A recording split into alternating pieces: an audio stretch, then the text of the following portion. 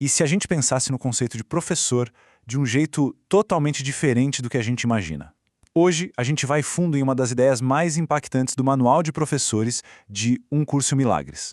A pergunta é: quem, afinal, é um professor de Deus? Pois é, a pergunta que vai guiar nossa conversa é essa: quem são os professores de Deus? Quando a gente ouve essa frase, o que vem na cabeça? Alguém com uma túnica, um líder religioso, talvez um mestre com décadas de estudo formal, né?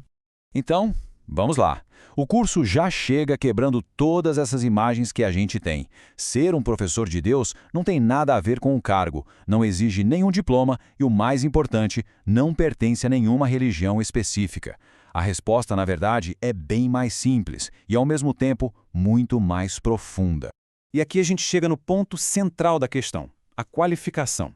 E é aqui que vem a surpresa. Porque não é algo que se conquista com esforço, com estudo, com mérito externo, é algo que se escolhe, uma escolha interna.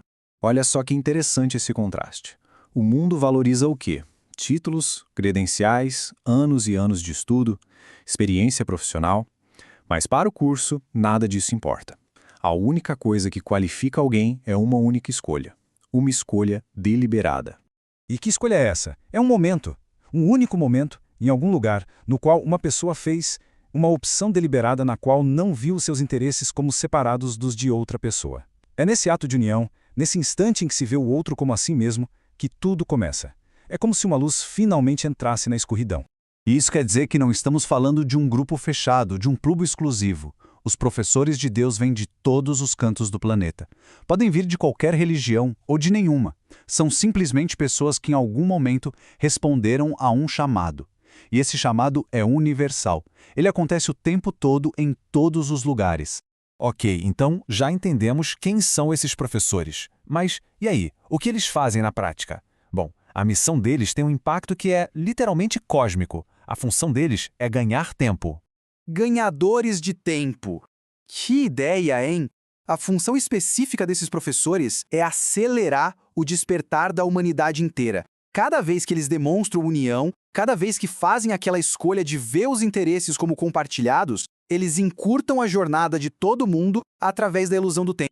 E para a gente ter uma ideia do tamanho desse impacto, segundo o que o próprio curso chama de julgamento do mundo, cada professor de Deus economiza 1000 anos para a humanidade. É uma forma de traduzir em números o poder gigantesco que existe naquele simples ato de união.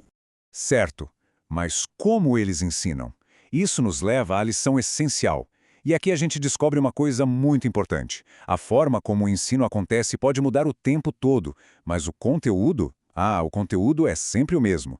Não existe um método, um script. A forma de ensinar pode ser infinita. Pode ser através de uma ação, de um pensamento, de uma palavra ou até mesmo através do silêncio. Em qualquer língua, em qualquer lugar do mundo, em qualquer momento. Então, esse é o ponto-chave. Enquanto a forma pode ser qualquer coisa que se possa imaginar, o conteúdo nunca, jamais muda.